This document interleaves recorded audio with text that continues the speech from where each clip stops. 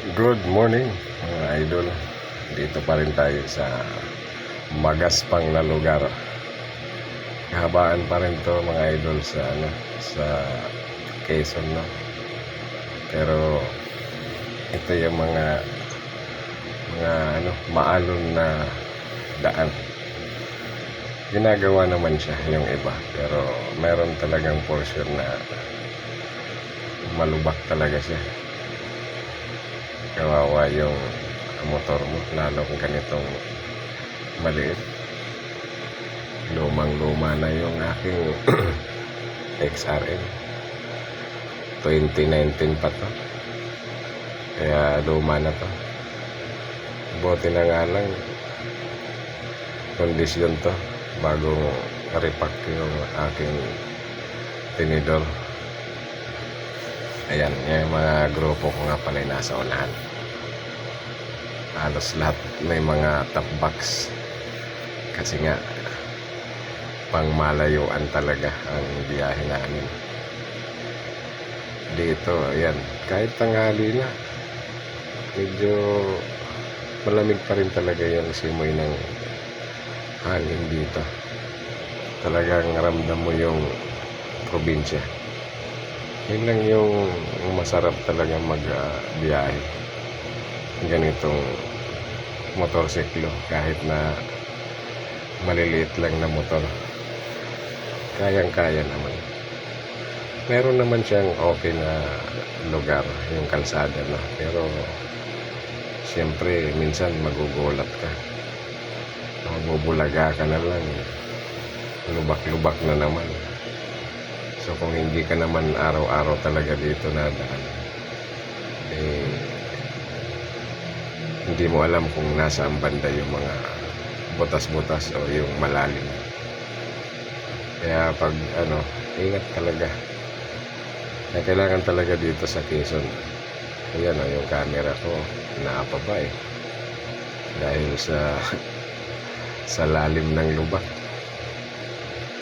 Talagang pumapalo Hindi na natin nakapag-videohan yung mga kahabaan ng Bicol. Sa Bicol medyo okay, tsaka mga tuwid na yung daanan doon Kaya hindi na natin pinuhanan ng video. Yung mga binidyohan ko talaga to, yung mga daan na delikado. Makita nyo naman yung daan, talagang alon-alon. Yung iba lubog-lubog na sa sakyan, sa mga malalaking gulong. Mga basag-basag na yung kalsada. Minsan talaga kailangan mo magdahan-dahan talaga. Pero yun lang, basta kondisyon naman wala namang problema. Sa amin naman, sa awa ng Diyos kahit na malayo yung tinakbo, inabot kami ng 26 hours, pero kasama na yung pahinga, yung saroro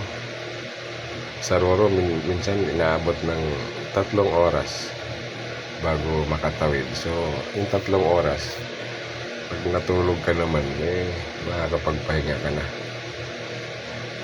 o goods ka na naman pagtawid sa kabila yung biyahe. Pero mayroon din mga portion sa summer, yung mga, lalo yung pagtawid yung mga papuntang Mindanao, dadaanan pa yung Northern Samar kasi magwaway lang naman yun. Kami kasi papuntang Eastern Samar. So pagdating dito sa Northern, yung mga uwi ng mga nagra-rides ng papuntang Mindanao kakaliwa sila. Yung mga dadaan ng San Juan Eco Bridge.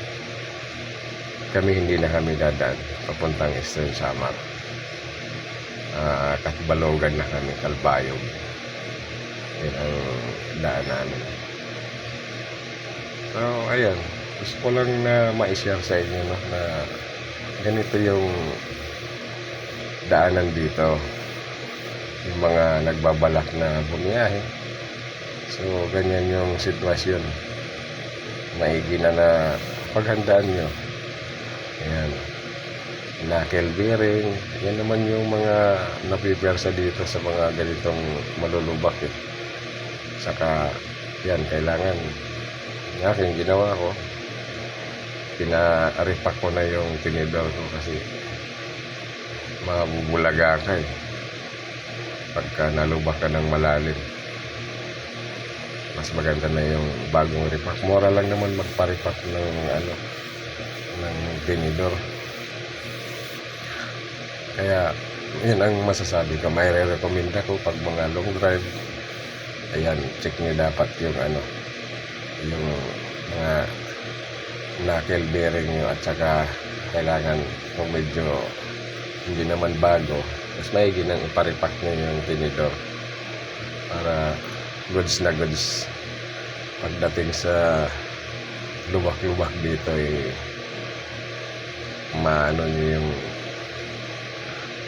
suspension na lumalaban talaga, hindi siya tutunog o hindi siya sasagad. So ayan kita nyo naman may mga talagang ginagawa naman siya, pero ayan talagang maalon talaga ang daanan, magaspang yung iba. Ayan, papunta na tayo nito ng ng tawag nito, bitokang manok, kaso pinapos tayo sa oras, hindi natin nakuhanan ang bitokang manok. Okay naman yung bitokang manok, no? Nag-bypass lang pala kami doon sa bitokang manok kasi mas maiksi ang bypass kaysa doon sa dati. Pagbalik na lang namin yan daanan, pero sa ngayon hindi kami dumaan doon sa sa bypass na. Ay yung susunod na nakuha ko sa Gumaka na. Hindi pa rin dito maiwasan yung medyo nagkaka-traffic. Mabuti na nga lang single tayo, kaya ayan, nakakasingit-singit pa rin. Saka medyo nakakapili-pili ka ng kung kayo ay naka 4 wheels, ay nako, makita nyo man yung daan yan, ay siguradong kawawa yung 4 wheels nya. Pagka medyo luma-luma na baka yung mga laglag yung ibang piyesa dyan. Ayan, pagka ganito yan, may traffic, may yan, one way sa taas, may ginagawa, kaya mag-aantay ka na naman, nagta-traffic naman. So kaya mas maganda talaga pag Quezon hanggang Bicol, boundary ng Quezon saka Bicol, dapat talaga araw kayo ayan, kagaya sa amin, umalis kami ng Maynila alas 3 ng madaling araw. So pagdating ng araw, nandito ka talaga kayo sa Quezon. Ang susunod natin na video ay sa Gumaka na, pero yung Gumaka, magandang view ng Gumaka kasi tabing dagat yun. Yun ang susunod natin na video. So maraming salamat, no? Comment lang yung mga gusto mag-comment.